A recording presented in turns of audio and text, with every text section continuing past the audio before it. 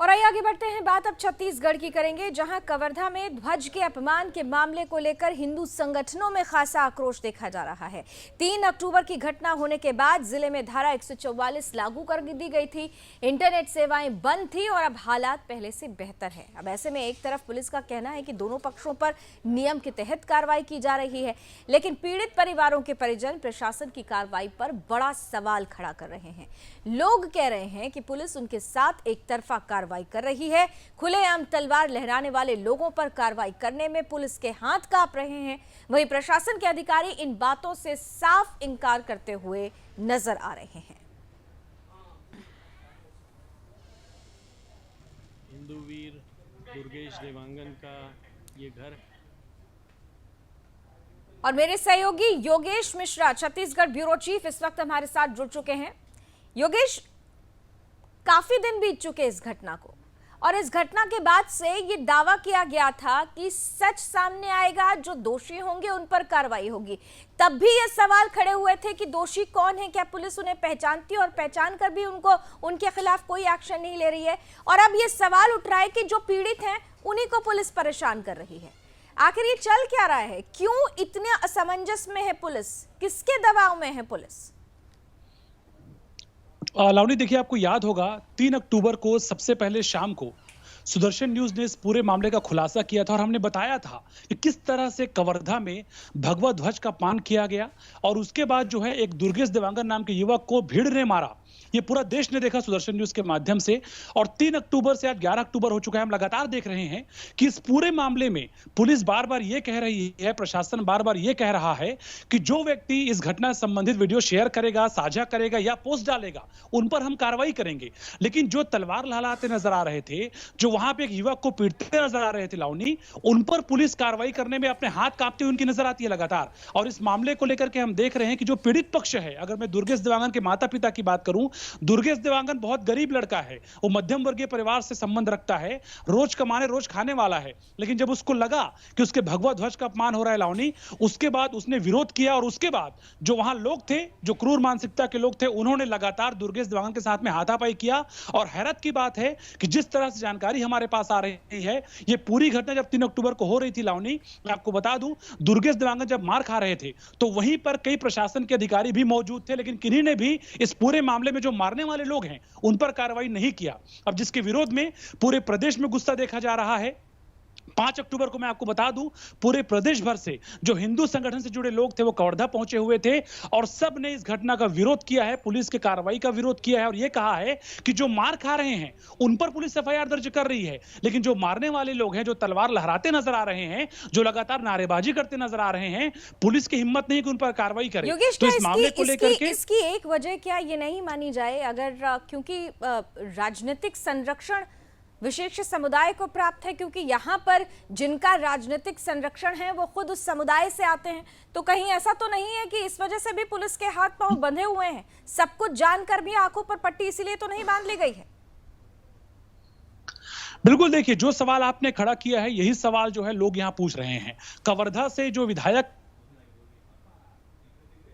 अकबर अभी सरकार में वन मंत्री के पद पर हैं और एक बड़ी लीड के साथ में कवर्धा के लोगों ने उनको जिता करके मंत्री बनाया है। लेकिन जिस तरह की तस्वीरें उनके विधानसभा क्षेत्र सामने आ रही है, निर्वाचन सामने आ रही है, उससे लोग ये सवाल खड़ा कर रहे हैं कि क्या मोहम्मद अकबर का संरक्षण जो है ऐसे लोगों को प्राप्त है? क्या मोहम्मद अकबर के डर में पुलिस कार्रवाई नहीं कर रही है?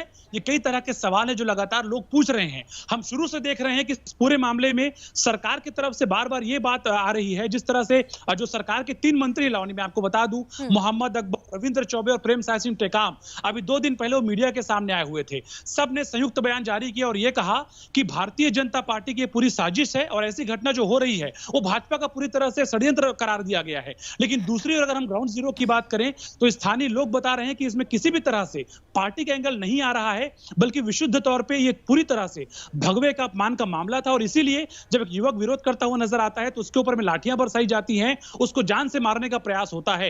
लेकिन उसके बाद भी जो लोग मारते नजर आ रहे हैं उन पर पुलिस कार्रवाई नहीं कर रही है, जिसको लेकर के मोहम्मद अकबर पर सीधे सीधे सवाल खड़े हो रहे हैं। हालांकि सरकार का बार बार यह कहना है कि इस मामले में पुलिस कार्रवाई कर रही है, प्रशासन बार बार दलील दे रहा है कि हम एक तरफा कार्रवाई नहीं कर रहे हैं बल्कि हम नियम संगत कार्रवाई कर रहे हैं। लेकिन जिस तरह की कार्रवाई की बात सामने आ रही है, जो तस्वीरें बता रही हैं, जो डेटा बता रहा है, वो ये बता रहा है कि कहीं ना कहीं जो अपराधी मानसिकता के लोग हैं लावनी, उन पर कार्रवाई नहीं हो रही है, लेकिन जो अपने आंदोलन करते नजर आ रहे हैं, अपनी आवाज को मुखरता के साथ सरकार के सामने प्रस्तुत करते नजर आ रहे हैं, उन पर लगातार पुलिसिया कार्रवाई होती नजर आ रही है। जी, तो ऐसे में सवाल ये उठता है कि न्याय कैसे मिलेगा, क्योंकि देखिए छत्तीसगढ़ के मुख्यमंत्री लखीमपुर पहुंच जाते हैं, न्याय की बात करते हुए धरना देने लगते हैं, लेकिन उनके ही अपने राज्य में जो हो रहा है उसको लेकर उन्होंने चुप्पी साध रखी है।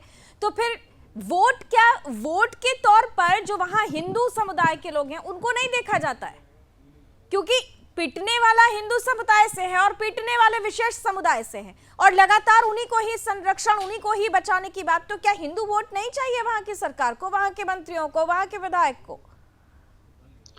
देखिए, जब आप ये सवालों को सरकार के सामने करते हैं तो सरकार बार बार एक नारा अलापते हुए यहां नजर आती है, बार बार एक बात रिपीट सरकार करती है कि हम इस तरह के माहौल को बर्दाश्त नहीं करेंगे और जो लोग थे वो बहुत बड़े षड्यंत्रकारी लोग थे, हम धीरे से खुलासा करेंगे।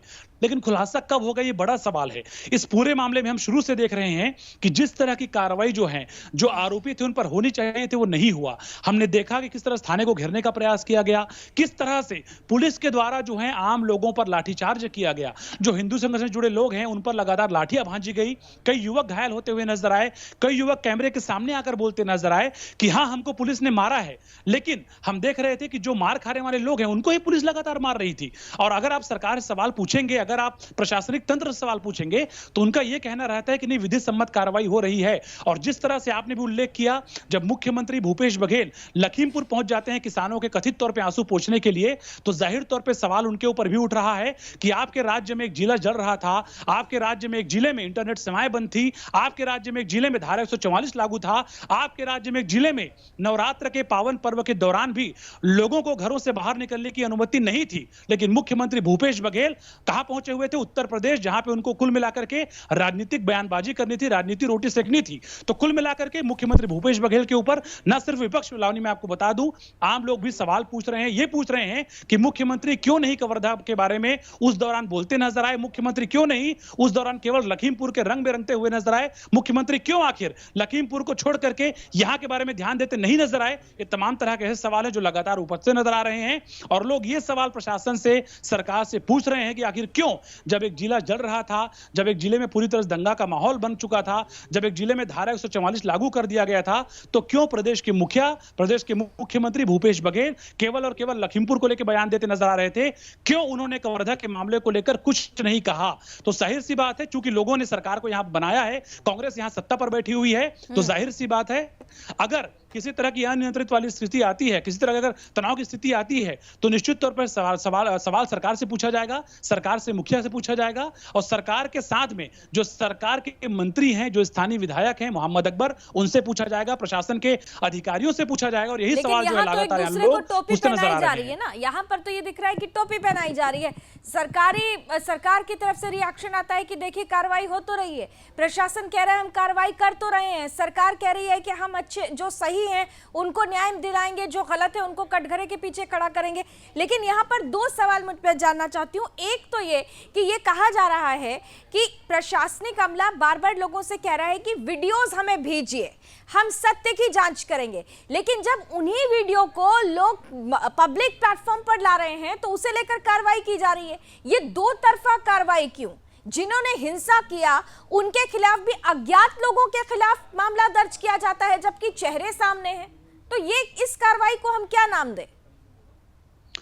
बिल्कुल, देखिए यही सबसे बड़ा सवाल है। जिस तरह से जब पूरा माहौल खराब हुआ कवर्धा का, तो एक के बाद वीडियो जो है एक व्हाट्सएप में, सोशल मीडिया में, तमाम प्लेटफॉर्म्स में सुदर्शन न्यूज लगातार वीडियो को चलाता रहा और लगातार जितनी खबरें में हमने वीडियो जो प्रयोग किया हुआ है, हर एक वीडियो जो है पूरी तरह से पुष्ट वीडियो थी। और ऐसे ही बहुत सारे वीडियोस हैं जो लगातार सोशल मीडिया में वायरल होते नजर भी आ रहे हैं। लेकिन अगर हम प्रशासन के अधिकारियों की बात करें, अधिकारी बार बार ये कह रहे हैं कि अगर कोई संबंधित वीडियो शेयर करेगा, पोस्ट करेगा, वायरल करेगा तो उन पर हम कार्रवाई करेंगे। यानी कि कुल मिला के ये कहना चाहती प्रशासन कि जो मार खा रहे हैं अगर उनका कोई प्रूफ डालता है, कोई साक्ष्य प्रस्तुत करता है तो आपके ऊपर हम मामला दर्ज कर देंगे। तो जाहिर सी बात है, आप समझ सकते हैं कि किस तरह से एक तरह से दबाव बनाने का, मानसिक दबाव बनाने का प्रयास यहां पर लगातार हो रहा है।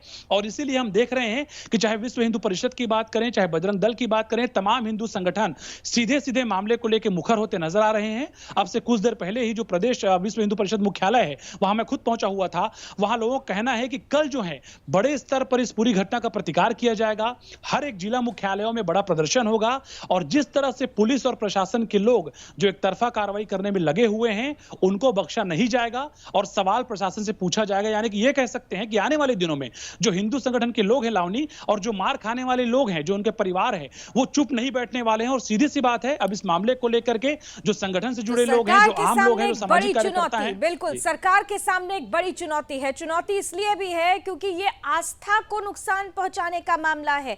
भगवा ध्वज को अगर फेंका जाता है तो ये सीधे सीधे हिंदू और हिंदू आस्था पर प्रहार है। और ऐसे में अगर सरकार और प्रशासन चुप रह जाती है तो निश्चित रूप से सरकार और प्रशासन दोनों पर ही सवाल उठेगा। हिंदू वोट बैंक भी तो सरकार को चाहिए, मंत्रियों को चाहिए। अगर फिर से कुर्सी पानी है तो सिर्फ तुष्टीकरण की राजनीति से काम नहीं चलेगा। इस देश में हिंदुओं का वोट बैंक भी है, इसलिए उनकी आस्था को भी जानने और समझने की जरूरत है। बहुत बहुत धन्यवाद हमारे साथ जुड़ने के लिए योगेश।